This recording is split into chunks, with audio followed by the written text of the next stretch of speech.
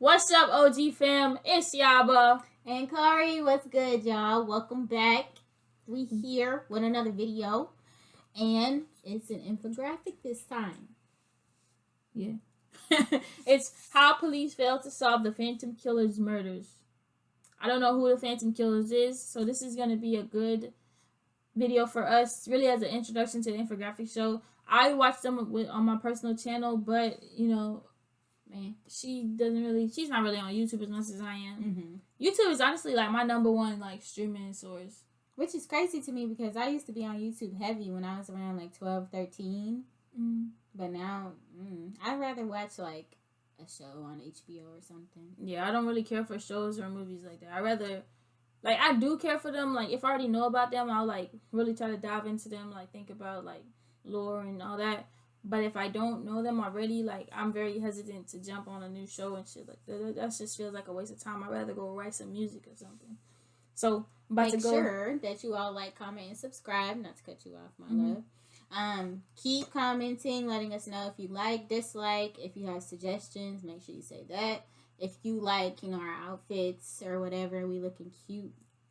Of course, icy. Show us some love. But yeah, let's get into it.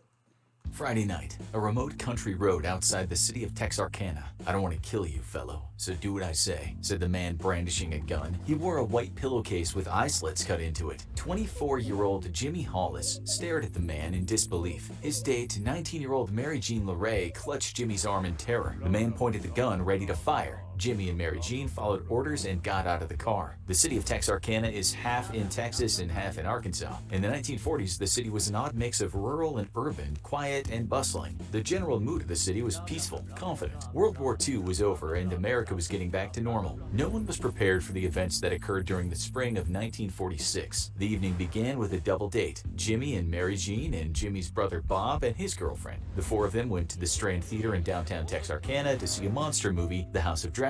After the movie, the couples went their separate ways. Jimmy drove his father's Plymouth to Richmond Road, a remote country road about a mile outside the city. The area was popular with locals as a lover's lane. Jimmy and Mary Jean were canoodling when a bright flashlight suddenly shone on them. A creepy stranger in a pillowcase mask armed with a gun demanded that they get out of the car. After a few seconds, they realized this wasn't a prank, so they obeyed him. The masked man then snarled at Jimmy to take off his breeches. At first, Jimmy refused, but Mary Jean urged him to comply. The fuck? Take off my The pants. first thing you want to tell me is take my pants off? Oh, you want some freaky shit. You gonna have to kill me. Just kill me right there. She's talking about she agreed. Girl, that's not your pants. See, we would have been dead. Mm-hmm. We would have been dead. Flat on the ground. Because I'd have been like, see, you taking out my pants. I feel like that's just... I ain't even gonna hold you. I ain't even got it on me. So, just what go do you ahead want? and... I don't even got no pants. What pants? I don't know what you said. Jimmy removed his slacks and stood awkwardly in his boxers. The gunman suddenly slammed his pistol twice into Jimmy's head. A loud cracking sound rang through the air. Mary Jean thought Jimmy had been shot. Later, she would learn that the sound was his skull cracking. The gunman ended up letting Mary Jean go, but then chased her down the street and hit her with the flashlight. When finally he went back toward Jimmy, Mary Jean bolted. She ran about half a mile until she reached the house. She hammered on the door, screaming for help. Thankfully, the residents woke up and called for help. First to arrive at the crime scene was Bowie County Sheriff W.H. Presley and 3 Texarkana patrolmen. The gunman was long gone. Both victims were transported to Texarkana Hospital. Jimmy was in critical condition. He ended up being diagnosed with multiple skull fractures. He would spend the next 3 months receiving treatment for his injuries. Mary Jean was released the next day after receiving stitches for a scalp wound. However, she was deeply traumatized, suffered nightmares, and would ultimately leave the state to live with relatives in Oklahoma. Both Jimmy and Mary Jean were questioned by the police, and their stories were generally consistent except for one detail. Jimmy described their attacker as a 6-foot, tanned white male under 30, while Mary Jean claimed he was a light-skinned black man. The police had no motives and no suspects, although one published report claims that 6 people were arrested and released after questioning. This was the first crime, but it wouldn't be the last. March 24th, 1946. A rainy Sunday morning, a remote country road outside the city of Texarkana. Around 8:30 a.m., a motorist passed a 1941 Oldsmobile sedan parked beside Rich Road and saw 2 figures inside who looked like they were asleep. Concerned, he stopped and got out to investigate. He quickly realized the 2 people weren't asleep. They were dead, slumped in pools of blood. He got back in his car and raced to town where he alerted the city police. The police called Sheriff Presley since the car was parked on county turf, roughly a mile outside city limits. Sheriff Presley, along with Jackson Runnels, chief of police on the Texas side of Texarkana, were first on the scene. They found a man and a woman posed in the back of an Oldsmobile. The man knelt in front of the back seat, his forehead resting on crossed hands which lay on the back seat. The woman was sprawled face down on the back seat. Both victims were fully clothed. Both had been shot in the back of the head with a .32 caliber pistol. Despite the rain, there were huge bloodstains on the ground about 20 feet away from the car. The lack of a gun at the scene ruled out murder-suicide. The blood-stained dirt suggested that the couple had been slain outside, then returned to the car. The victims were soon identified as 29-year-old Richard Griffin and his girlfriend, 17-year-old Polly Ann Moore. Texarkana's two mayors pressed for the crime to be solved quickly. 29 and 17. You know what? It's different times. Sheriff Presley and Police Chief Runnels immediately launched a full-scale investigation, collaborating with Arkansas Side Police Chief Richard Giles, the Miller County Sheriff, the Arkansas State Police, and the Texas Department of Public Safety. A Texas Ranger also came to assist in the investigation. Unfortunately, there wasn't a lot to go on. Rain and then morbid locals who came to view the crime scene obliterated any potential evidence. By the end of March, the authorities had questioned some 50 witnesses. The couple had been seen dining at a cafe around 10 p.m. with Griffin's sister Eleanor and her boyfriend the night before, but the authorities couldn't account for their time after that. Though the police didn't notice a connection between the Hollis-LeRae attack on February 22nd and the Griffin-Moore murder on March 24th, some uneasy locals did. However, hysteria had not gripped the city yet. April 14, 1946, Palm Sunday, a remote country road northeast of Texarkana in Nevada County, Arkansas. At 6 a.m., the Weaver family was driving on North Park Road when they spotted a man's body lying on the north shoulder. They quickly drove to the nearest house to call for help. The victim was soon identified as 17-year-old Jimmy Martin of Kilgore, Texas, a town about 105 miles away from Texarkana. Jimmy had been shot 4 times. Investigators soon discovered that Jimmy had been in town visiting friends. The night before, he had a date with 15-year-old Betty Jo Booker. He arranged to pick her up at... Okay, so you see the similarities. It's a date. So either there may be a waitress or somebody who knows that they have the intention of going to a certain place, or someone that's around them in that space. Like I'm not saying they went to the same restaurant, but in the same area. They have to have been in the same area, and obviously they're going after people who were at dates. And there's a significant age gap. Yeah, not for the female is what I'm noticing. But I don't know if that's because it was 1946 though.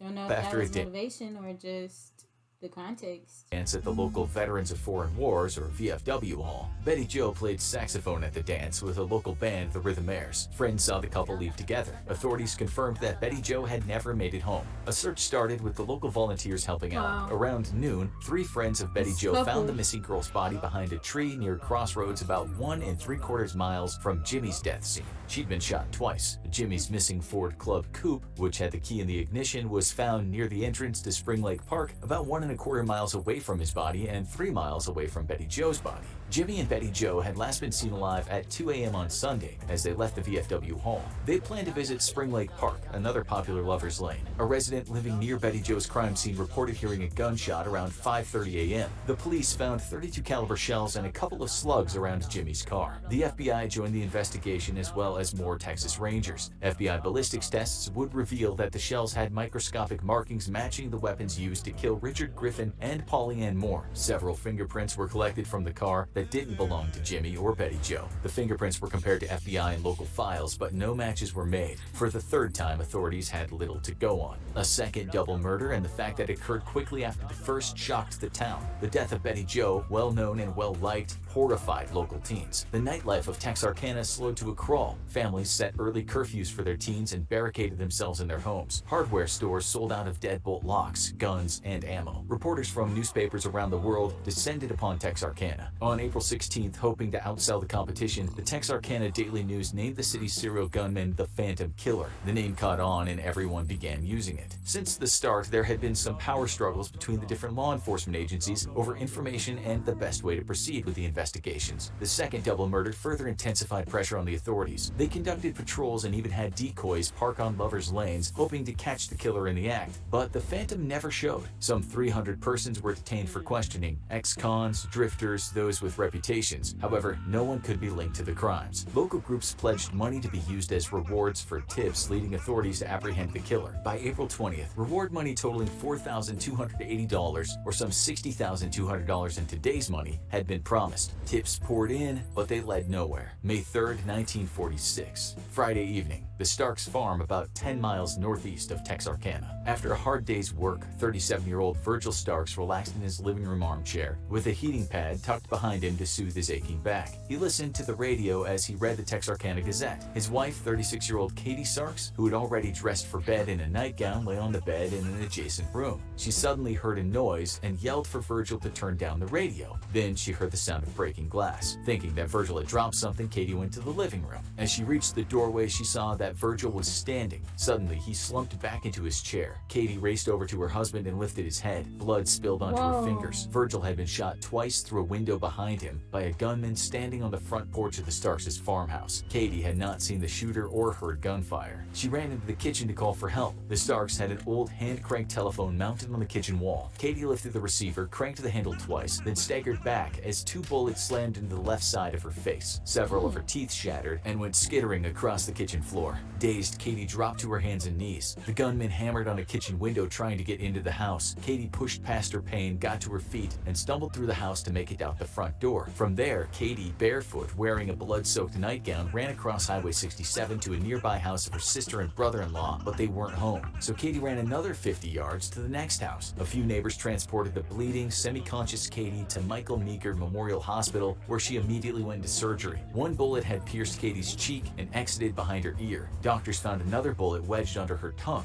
Katie survived her injuries but hadn't seen the gunman and couldn't describe him to police. As soon as they received word of the crime, the police, sheriff, and Texas Rangers quickly descended on the Starks farmhouse to collect evidence, dust for prints, and take pictures. The gunman had clearly gotten in. His footprints were on the linoleum. Katie had left a trail of blood and teeth during her mad dash to escape. When Virgil was shot, his heating pad had shorted out and burst into flames, scorching his chair. It was still smoldering. However, Virgil's corpse wasn't burned because it had fallen to the floor. Disturbingly, investigators found a few bloody handprints, suggesting that the killer had deliberately dipped his hand in Virgil's blood and creepily decorated the wall. No robbery occurred. Cash and Katie's jewelry were left untouched. As law enforcement combed through the evidence, some came to the conclusion that the Starks slaying had been committed by a different criminal. The first 3 crimes had happened on the Texas side of town, while the Starks lived in Arkansas. A .22 instead of a .32 was used, and the killer had changed his MO. Some claimed it was a copycat killing. Also, there were rumors that Virgil had an affair with one of his relatives' wives, and the shooting was revenge. As can be imagined, the latest slaying whipped Texarkana into a frenzy. Rumors spread. Altercations, fights, and shootings rose in the area. Residents' tempers were hair-triggered. Police spent a lot of time investigating tips that led nowhere, as people made accusations against anyone they disliked or considered weird.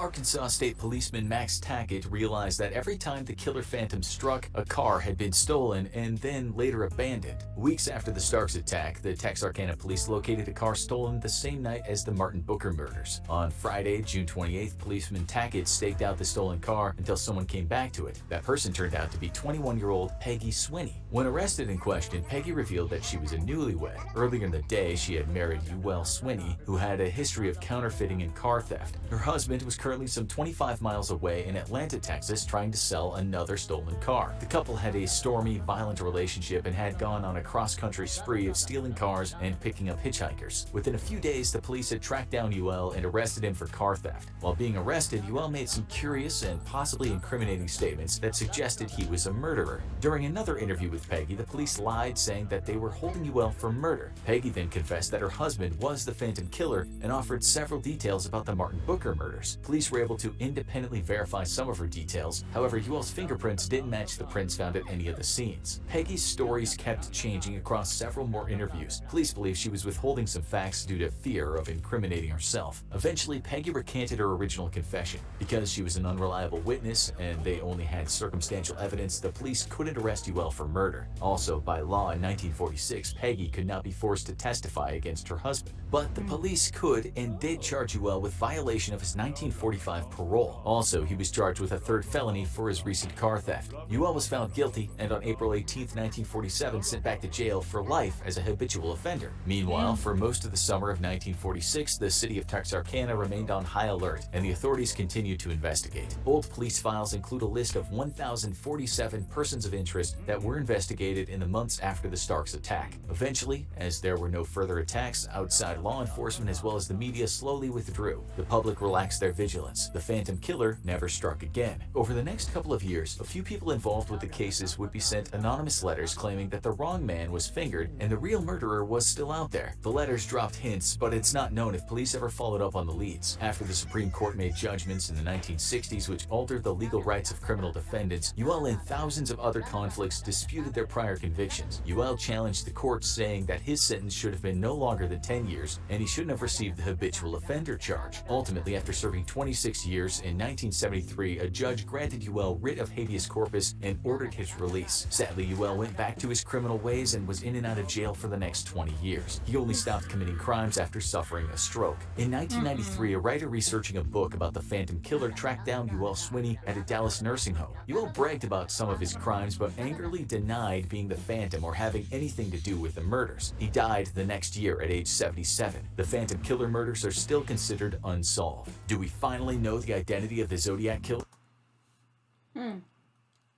So they never ended up catching the person who was the Phantom Killer. They I just feel had like suspicions.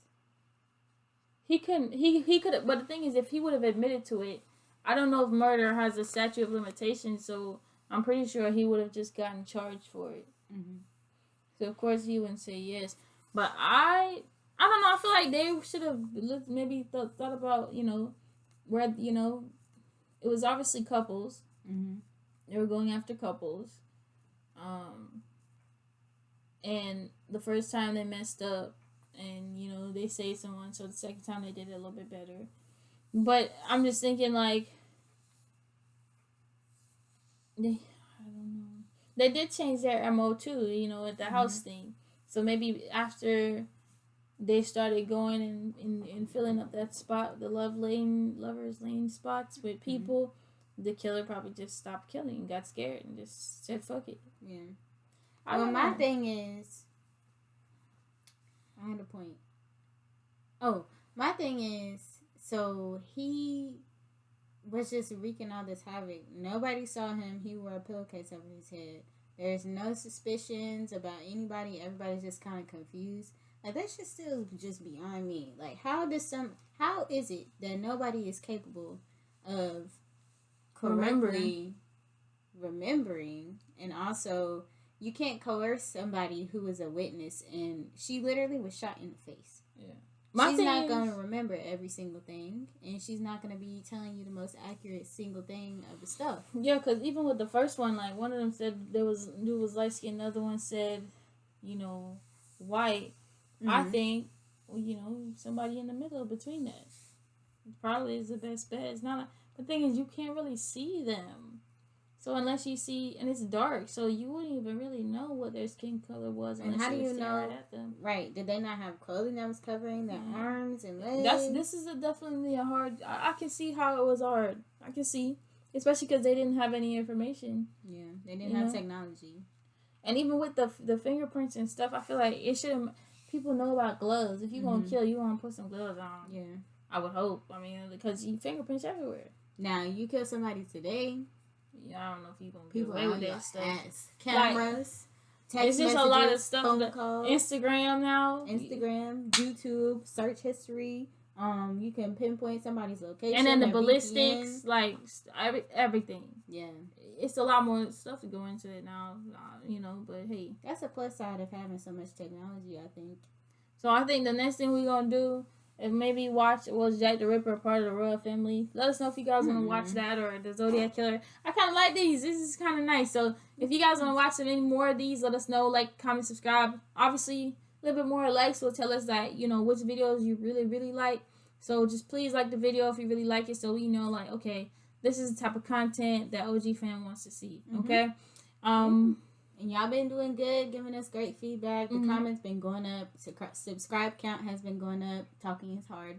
So just keep showing us love. And yeah, we got y'all. So we got some variety this week. I think you guys will like it. What do you think, babe? Yeah, I think so too. All right. All right. We'll see you guys. Bye, OG fam. GG.